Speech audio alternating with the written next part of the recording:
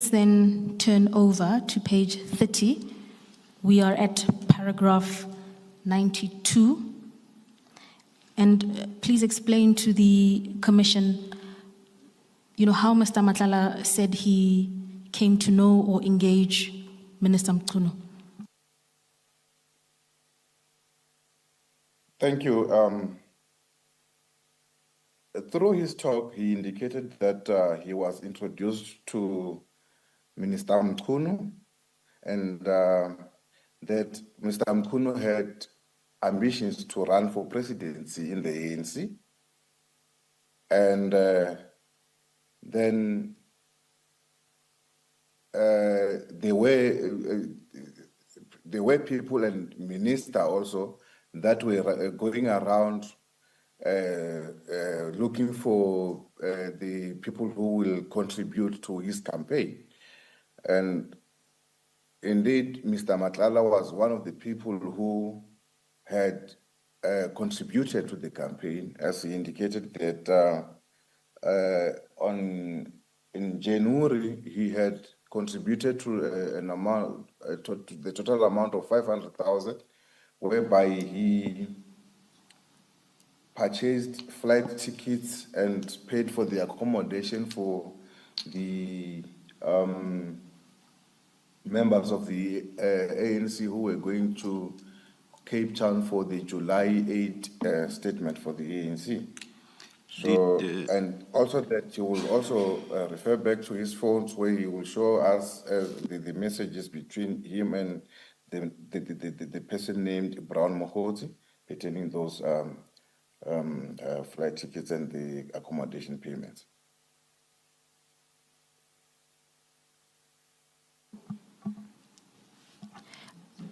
Witness C, at that point sorry, Witness C, did you say what, July 8?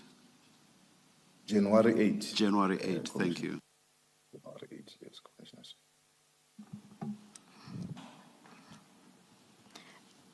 Witness C, with reference to paragraph 94, please continue detailing to the Commission the content of your discussion with Mr. Matlala and his relationship with the Minister.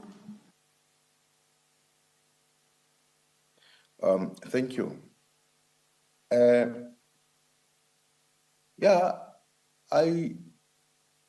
I jokingly asked if he had he believed if Minister Mchunu will succeed in the presidency campaign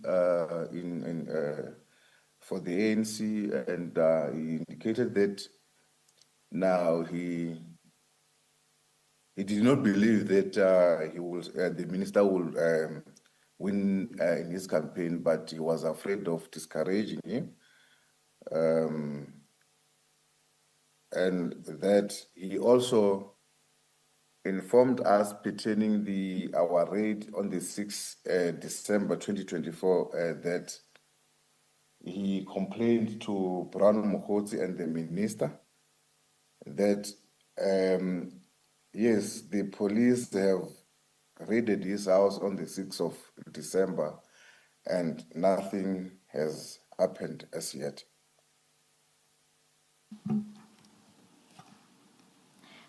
Thank you, Witness C. Please then proceed to detail the kind of assistance that Mr. Matlala says he received from the Minister. This is with reference to paragraph 95 of your statement. Thank you. In his response pertaining the assistance that he got for the 6th December raid at his house, he said the minister had engaged with his security and they have utilized the grabber machines in order to identify the SAPS members who had been investigating him and who had raided his house at on the 6th of December. And that is where now Mr. Mohoti had sent him the vehicle registration numbers of the cars that we were using when we went to his house. And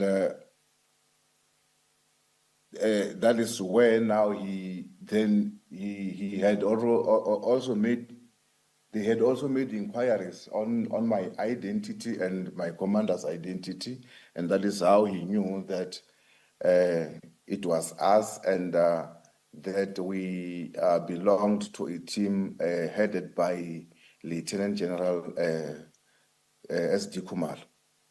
Thank you. And then following the receipt of that information, what steps did Mr. Matlala then take to get GCI Ops off his back, or to deter the ongoing investigation into him? Okay, thank you. That is when now he was advised to do a litigation against the team that came to his house, and he lied that we have stolen his Rolex watch, the Cartier, his wife's Cartier watch, and the Apple MacBook Pro, and indeed we received that litigation, and he also told us that for him to go to Brooklyn SAPS to open a case, it was an advice by Mr. Brown Muhozi, the minister, and the DNC. And he went to Brooklyn SAPS, then they were of no assistance to him, as the items that he listed to be stolen, they were reflecting on the SAP 13 to show that the officers didn't steal from him, and then the case was never registered. Then, through the assistance of the DNC and the minister, together with Brown Muhozi, then a certain Colonel Simelane of Gauteng Crime Intelligence was assigned to assist him in opening a case, and I believe that the case has been opened at Protea Glen SAPS against the team. He was also informed that he should open a case with IPID. Before you move on from paragraph 95, good morning, witness. It's Commissioner Khumalo here. You say in the last sentence of paragraph 95, Mr. Matlala disclosed this is how he came to know of the identities of the two officers who played a key role in this operation. I'm assuming you're talking about A and B, but you also said this is how he said he knew about us. I'm interested in knowing whether Mr. Matlala mentioned to you that he knew that you were a member of the PKTT. Thank you, Commissioner Khumalo. Yes, he indicated that that is how he knew of the key role members who came to his house. And he was referring to myself, witness C, and my commander that I went to the house with, because they did inquiries on our SAPS system, and indeed they had found that myself and my commander were members of the PKTT. Thank you. And he was also informed that since we are members of the PKTT, we are working under the command of Lieutenant General S.D. Kumar. Thank you, Commissioner Khumalo. Sorry, Ms. Matlala. Witness C, in paragraph 96 of the statement, you say he was advised by the minister and Brown Muhozi, but I think in your oral evidence now, you also mentioned the you said DNC, and I assume it's Deputy National Commissioner. Did I hear you That is properly? correct, Commissioners. And that Deputy National Commissioner is who? It's Lieutenant General Sibia. Thank you. Witness C, you should please wait for the question to be finished before you respond. Because if you talk at the same time as the asker, there will be problems with transcription. Do you understand that? I do understand, Commissioners, and apologies to that fact. Thank you. And then still on that paragraph, in the next page at page 31, you say he was then advised to go to Soweto and introduced to a colonel who took his statement, but that did not go anywhere. You've mentioned in your oral evidence a Colonel Simelane. Is that the colonel you're referring to in that paragraph? Because there's no name next to the colonel? That is correct, Commissioners. It is Colonel Simelane, who is a Gauteng head of crime intelligence. Crime intelligence, yes. Soweto side. Okay, no, carry on. Finish off what you wanted to say. I was still explaining to say that this Colonel Simelane is the head of crime intelligence at the Soweto area, Gauteng Soweto area. And then you say who took his statement, but that did not go anywhere. What do you mean it did not go? What did he mean? Did he explain what it means it did not go anywhere?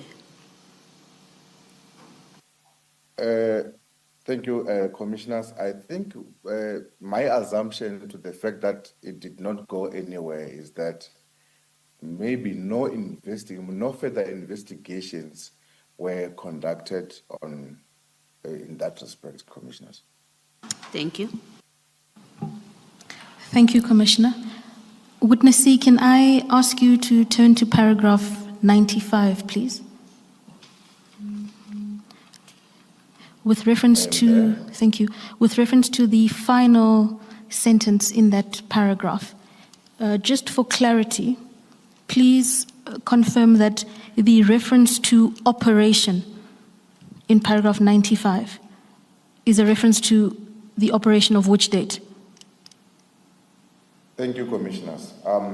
It is a reference to the operation on the 6th of December, where we visited his house in Pretoria in looking for the victim, Mr. Jirebu Shoga. Thank you, Witness C. And please also inform the Commission whether Witness A and B were present at the operation that day. Witness A and B were not present as they were conducting a parallel operation at the house of Mr. Katiso Molefe for his arrest. Thank you, Witness C. A further question for completion. With reference to paragraph 96, where you've detailed in your evidence the High Court application that Mr. Matlala brought, please inform the Commission whether this is a reference to the earlier litigation concerning missing firearms, a Cartier watch, and a Rolex watch. Is that correct? That is correct, Commissioners. It is referring to those items that he indicated that we have stolen. The matter that was supposed to have been sitting on the 24th of December 2024, but eventually withdrawn from the court roll. Witness C, you've also then engaged Commissioner Baloyi on the statement that Mr. Matlala alleges he made to a